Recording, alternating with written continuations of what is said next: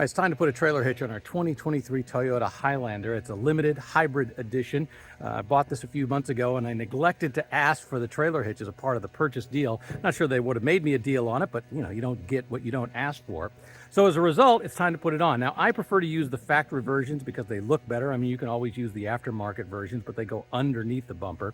It's a little intimidating when you first get into this, but having said that, if you just follow the instructions all the way through, it doesn't go that badly. Now, two things to point out. First off, I didn't mean to do this video, so I actually start just a step or two into the process, and it's pretty backlit because I didn't have it lit properly because of the fact that I wasn't planning on shooting a video. But once again, I figure for someone who's about to put one on, at least shows some of the steps you have to go through to put a trailer hitch on this 2023 Toyota Highlander. Let's get started. All right, so here's the first phase of putting the bumper hitch on the back of the 2023 Highlander. The very first thing you have to do is you have to pull these off. These are underneath. They're actually mounted underneath here. Very simple to put off. You just take off the screws. You've got new ones that are going to go over there because they're not going to impinge upon the bumper hitch. The second thing you have to do is pull the cover from the wheel arch off. And it's a little bit tricky in that they have these little attachments. You have to reach underneath and kind of pull them gently to get them off. Not really hard, just something you don't want to mess with. By the way, I did disconnect the battery, pulled everything out of the back, although I don't think that's really necessary. And then now I've pulled off the other wheel arch guard. And the next thing to come off is the full bumper. And I've heard some people say they don't pull the bumper, but the instructions say to pull the bumper. So that's what I'm going to do. I've printed out the instructions. There's about 20 pages in all. I actually got them from somebody at the dealership who sent me the PDF, but there's plenty of places you can see them online as well. They're pretty good except for a few minor issues. Right here it says remove the left-hand side underbody cover. And then when you look on the next page, it says remove the left-hand side underbody cover. They forgot to say the right-hand side. By the way, notice where it says save the S-clip right there. That's a little piece on there that's very important, so you're definitely going to want to do that. Next step is to pull these off from inside here. They just pop off real easy. They recommend that you put tape on the edge, so I'm doing that. Now it's time to remove the clips and the screws that are holding the bumper cover on. The bumper is what they call it. I've got a little tool for doing that. To be honest with you, you can just use a flathead screwdriver, or if you got something sharp to get in there. There's a whole bunch of them. They show all the locations in the instructions, but just basically go through, pop them up. Now, what I would do if I were you is I would make a note as to where each item came from. You're going to want to know that because there's actually 3 different kinds they use, and when you put them back on, it'd be helpful. And there's these screws right here you need to take off on either side of the bumper cover.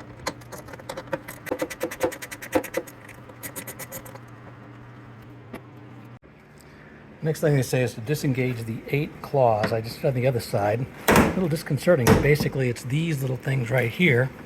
You just pop them along until you reach right here, and then you have to kind of come over here and pull this part off. Apparently I still have one engaged over here. There we go. Now, okay, so now I've taken off the 8 claws on this side. All right, amazingly, it pops off much easier than you expect. The only one thing I would do slightly different is that I would have a box over here on the left-hand side of the car because of the wire that's still connected. When I first popped it off, it was hanging rather precariously, and I think putting pressure on that. All I have to do is disconnect that, but once again, I think I would have, and maybe I should have done that beforehand, to be honest with you. All right, this is where I don't want my wife to come out and see what I've done to the back of our beautiful Highlander, because now that I've taken the bumper off, it looks like I've had a major disaster, but the bumper goes all the way around the side, right? It's that big plastic area all the way across the back. And then I've simply set it over here on some cloth and some cardboard and a gentle rug. So it's sitting here just waiting. In the instructions, when it talks about removing the kick sensor option, what they're talking about is doing it on the bumper itself, not on the back of the car. I kept looking for it in the back of the car, but I couldn't find it. And when it talks about removing any 2 of the clip sensor extension clips right here, the extension clips, these are what they're talking about. So for some reason we need 2 of them, so it says just hang on to 2 of them. Then you go on to remove the extension clips. There's one here, and there's a total of 6 of them, and there's the last one right there. Just pop it, comes right off. All right, success. I have taken off the bumper cover, and obviously this is where the hitch is going to come through, so that's why we have a replacement for this. But the bumper cover is completely off, and you know, once again, it's pretty darn simple. I assume the guy at the dealership who does it all the time knows exactly where all those clips are. Just stick with it. There's nothing you have to unscrew. There's a couple clips you pop out. They're these little clips right here that once you've unsecured those, a few clips of those, then it's just the tabs. And once you get the tabs to pop out, and all you have to do is, once again, I use a little interior clip thing, little plastic or a screwdriver would do. Just pop those. And I would once again work from one side to the other. It's a lot simpler. And like I say, this is all I use. It's just for doing upholstery trim where you can pop the door panels off. So we got the back of the car taken apart, widen out just a little bit. The bumper's over there in a reasonably safe location. Now I've pulled off the lower bumper cover, and that's going to get replaced.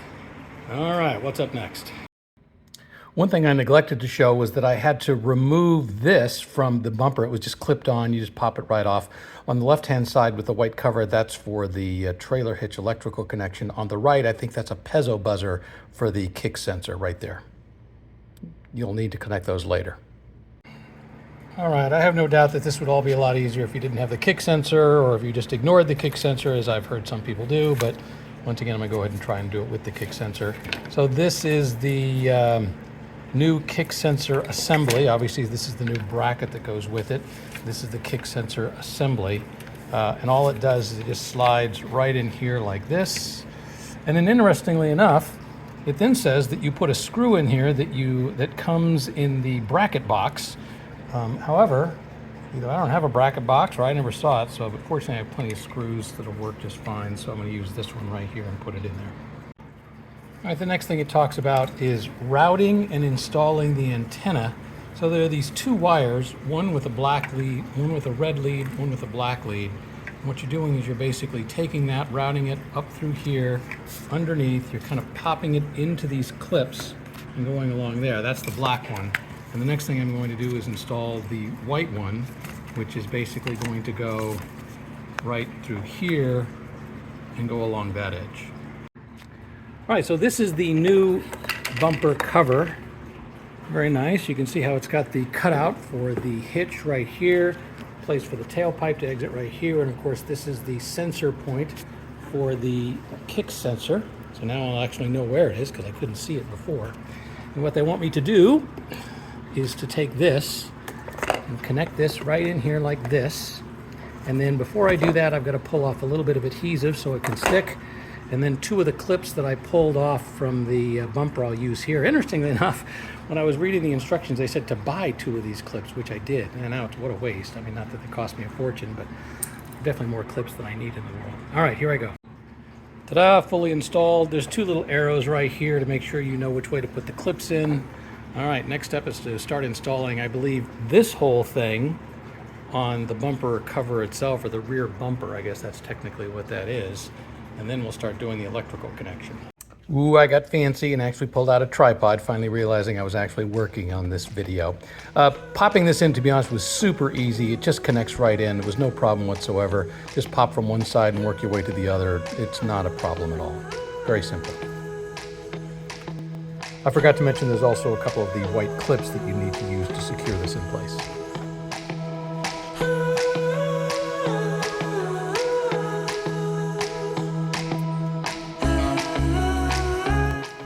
So the next thing I'm supposed to do is to install this clip in here. This is pretty simple. You just slide that in. All right, this one took me just a moment to figure out. So this is the wire for the kick sensor. It has these 2 clips that you're supposed to clip on. And these are the instructions. You see it's kind of a vague diagram. But I think I figured out ultimately that, first off, it's like this. So you don't want to look at it upside down. And that this will clip onto this little tab right here, like that. And then this next one is going to clip on right about here. Now that leaves that kind of hanging there, but at least that's properly secure. All right, so one thing you were supposed to do was zip tie the harness someplace, and in the instructions it shows you're supposed to be doing it, which is in essence right around here. I have no idea how this was supposed to reach up there. I went ahead and just zip tied it because I can see why you'd want to do that, otherwise it'd be rattling, bouncing around in here. And of course, if one zip tie is good, then two zip ties must be better, right? All right, the next step is to take these four rubber caps off. I took them off on the other side, and I discovered that you have your choice. You can either just pop them out, or they actually unscrew with a screwdriver. There's a little head there, but if you want, not that I plan on reusing them, but if you wanted to, you could potentially, it might be easier just rather than to find something to stick underneath, just go ahead and unscrew it. Makes life a little bit easier. The next job is to take this bracket. You have two of them. They're both one right hand, one left hand. You can see right here it says RH and LH. And you're going to take two of your big bolts supplied by Toyota, and you're going to put them into these two holes right here.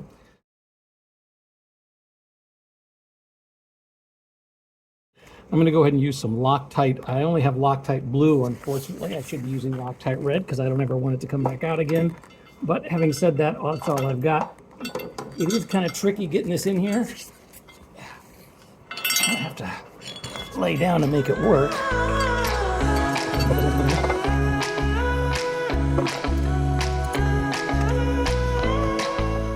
All right, now the one thing I did find is that it's easier if I use a full extension on my socket, and that way I can stretch over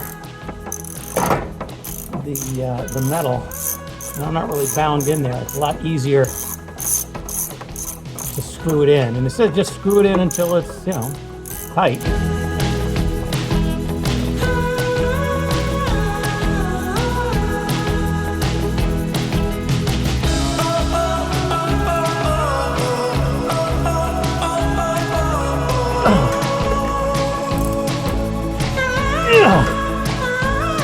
Ta-da! All right, now looks like we're ready to finally get to the point where we're actually putting the hitch on. Now, this is the connector for the bumper wiring. This had a cap on it. I've taken the cap off. And of course, on the other side, once again, that's that piezo buzzer for the kick sensor. And you'll see on the back side of it right there, that's the little clip. It'll clip into the bumper. I think what we're going to do here is we're going to take this side and lift it up. And can you see that bolt right there? We're going to connect it to that bolt, and that's just going to kind of hang there for a moment. And then we're going to do the same thing on the other side. I think that's the easiest way to do it. Up until now, this has been a one-man job, but to be honest with you, this thing is really heavy. And my intention was to kind of move it so that I could once again secure it with that one bolt, and then I put some boards on the other side. But I've decided at this point I'm bringing in somebody else to help, just because I'm not that young anymore. So this is where I brought in somebody, my son, who is much younger and stronger than me. To be honest with you, could I have done it with the wood I had stacked up, a little bit more wood? Yeah, I probably could have done it. But to be honest with you, it was so much easier having a second set of hands, especially because I realized when I was halfway through this that I had accidentally left one of the plastic little covers in place and had to pull it all back down and put it all back up again. So it was much easier having a second person handy to be able to do that. All right, now it's time to really tighten down all of those bolts that are going into the frame. Ultimately, you're going to torque them down to about 60 feet-pounds as per the instructions, but initially you just got to go in and tighten them all down and get everything in place. And once again, this is underneath the car looking up. There's two of those brackets, one on either side.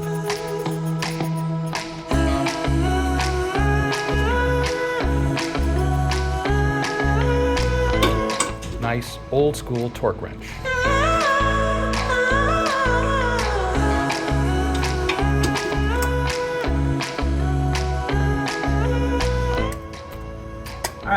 This is the electrical connector for the trailer hitch, just mounts underneath the hitch itself.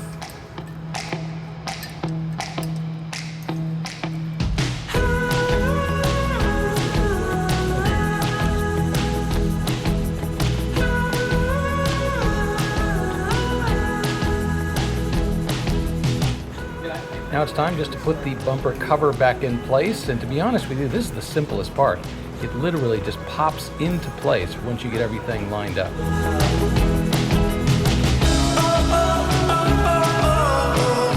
Of course, you're going to go back underneath and put in all of the clips and a few screws in just a moment.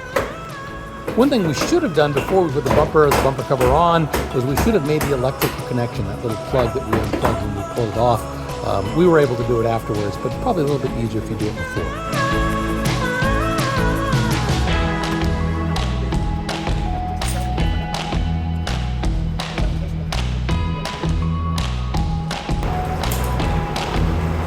So the complicated part when you're putting the bumper back together is, of course, I saved all the clips. I've got these clips with this long end and these kind of blunt nose clips, and one that's even shorter.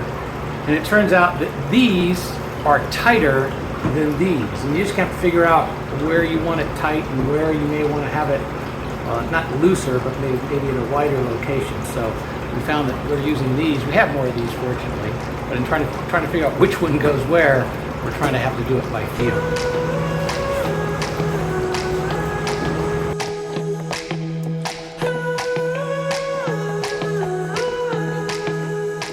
These are the underbody covers. There's one on the left-hand side, one on the right-hand side. They actually pop into place pretty easily. You just have to line it up and then kind of push it underneath the bumper. And remember, you had to save that S-clip because one of in the very corner there, at the very bottom, that goes into an S-clip so a screw can go in there.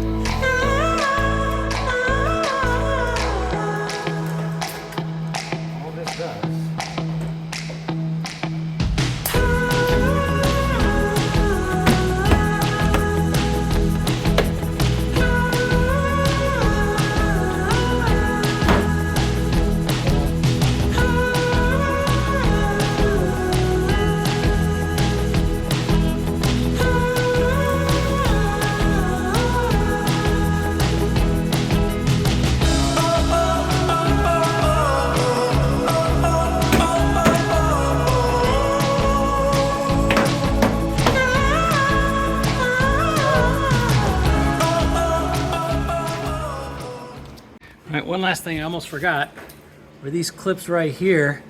And to be honest with you, if I had to do it all over again, I would have left these clips aside so that I knew exactly which clips went in here. I'm not really sure what screw was supposed to go in there, and these clips. Yeah, maybe labeling the clips and screws a little bit better. Yeah, I would have done that better because there were short clips and long clips, and I'm not sure which one belonged where. But having said that, it does all go together. All right, so last thing we almost forgot to do was there are two covers that go on either side, and there's a screw that has to go in. Fortunately, I'd set those screws aside in a very special place, which I almost forgot about, and then we remembered at the last minute. That screw in there.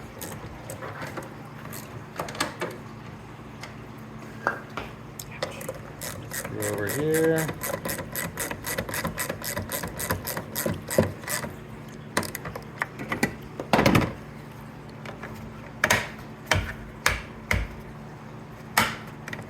Pops on easily. All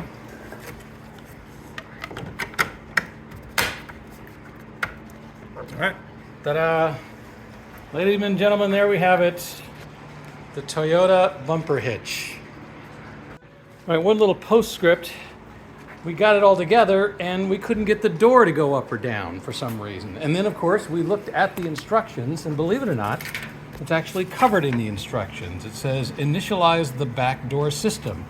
All we had to do was to take off the cover for the battery, disconnect the battery briefly up from the negative side, put it back together, and then, miracle of miracles, it works. Let's see if I can even get it to, I don't know. It never worked when There we go. It even works with the back door.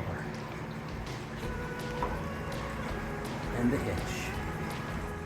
Well, that's it. The trailer hitch is on our 2023 Toyota Highlander Hybrid Limited Edition. It actually went pretty well. I just had to follow the instructions. And interestingly enough, I'm actually using the kick sensor for the tailgate more than I was before. Before, I never used it at all. Now there's a little marker on here. It shows me where the kick sensor is, so I'm actually paying more attention to it. I've also figured out that you swing your foot up, swing your foot back, and you just have to wait for a moment. But it actually works pretty well. Now, I put a trailer hitch on an Acura MDX a few years ago, put a factory one on. To be honest with you, that was much simpler than this Toyota edition. Having said that, if you just follow the instructions, don't be scared off, don't be intimidated by the fact you take that whole bumper cover off, you really can get it done. Now, if I had to do it over again, I would definitely use 2 people from the very beginning. It would have gone much quicker. And I think, to be honest with you, I could easily do this in about 3 hours. But once again, it goes on. If you just follow the instructions, you can save a lot of money by putting it on yourself.